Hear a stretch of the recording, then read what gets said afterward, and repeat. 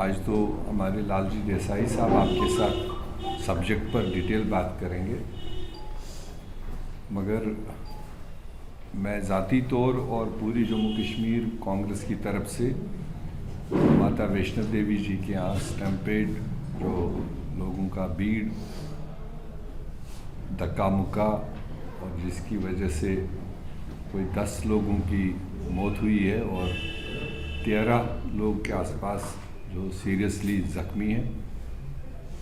उसके लिए हम अफसोस इजहार करते हैं, कंडोल करते हैं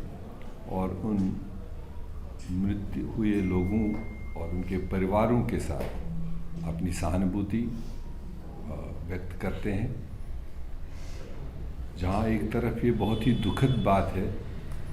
और ऐसे स्थल पर शायद ये इतना बड़ा सान्य हम रिसेंट पास में पहली बार सुन रहे हैं। एक तरफ तो कोविड के बाद में थोड़ा सा लोगों का आना जाना जम्मू कश्मीर की ओर, चाहे वो टूरिज़्म को लेकर या यात्राओं को लेकर थोड़ा इंक्रीज़ हुआ है, मगर दूसरी तरफ से अगर आप देखेंगे वेव 3 को लेकर जो इस वक्त पूरा आलम, पूरा हिंदुस्तान उस पर परेशान है और उसको देखते हुए जितने एहतियात बरतने चाहिए, जहाँ एक तरफ रोज़ ऑर्डर्स निकलते हैं शादियों के लिए, पॉलिटिकल एक्टिविटीज़ के लिए, सामाजिक गैदरिंग्स के लिए रोज़ ऑर्डर निकल रहे हैं कि इतने लोग होने चाहिए, उतने लोग होने चाहिए। तो इस सिचुएशन को इस स्थल पर इसमें देश दुनिया के लोगों की मानता है, आस्था है। ऐसे में हम समझते हैं कि वहाँ की मैनेजमेंट और सरकारों को इस तरह की आमद पर नज़र रखनी चाहिए। जितनी स्पेस है, जितनी गुंजाइश है, उसको कहीं ना कहीं थोड़ा सा रैशनल तरीके से चलाने का एक डायरेक्शन होना चाहिए था, इसीलिए वहाँ पर इतनी सारी व्यवस्थाएं की गई। मैं ये तो नहीं कहूँगा कि किसी एक पॉलिटिकल पार्टी का ये रूलिंग पार्टी हो उसमें या उनके अलाइज हो, मगर जो रोज़ ऐलानात करते हैं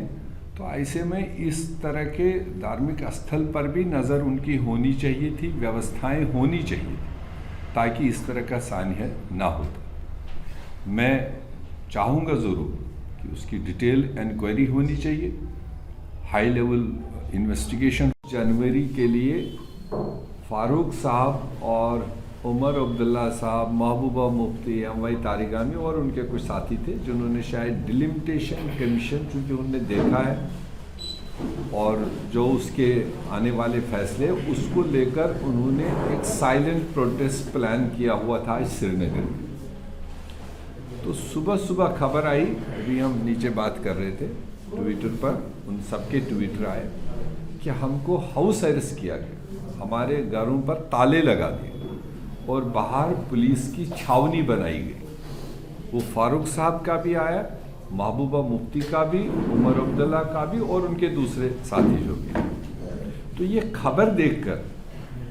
कि ये तीनों फॉर्मर चीफ मिनिस्टर रहे हैं और फारूक साहब तो 3 बार चीफ मिनिस्टर रहे हैं और इस वक्त sitting member parliament under oath है, और उस तरह की शख्सियात को पीसफुल प्रोटेस्ट करने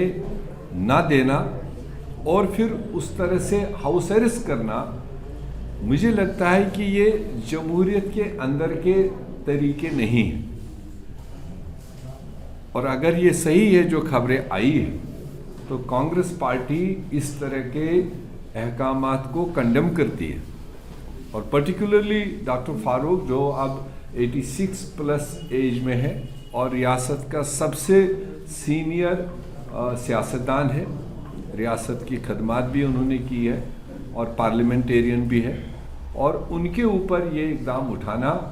स्टेट एडमिनिस्ट्रेशन या जहाँ से भी उनको डायरेक्शन आई, कांग्रेस पार्टी इस तरह के इकदामात, इस तरह के जो उन्होंने कदम उठाए हैं और तीनों चीफ मिनिस्टर्स और पर्टिकुलरली फारूक साहब के ऊपर हाउस अरेस्ट करना, दरवाजे ताले लगा देना, बहन का दरवाज़ा बंद करना, चारों तरफ घेराबंदी करना, हम उसको कंडेम करते हैं।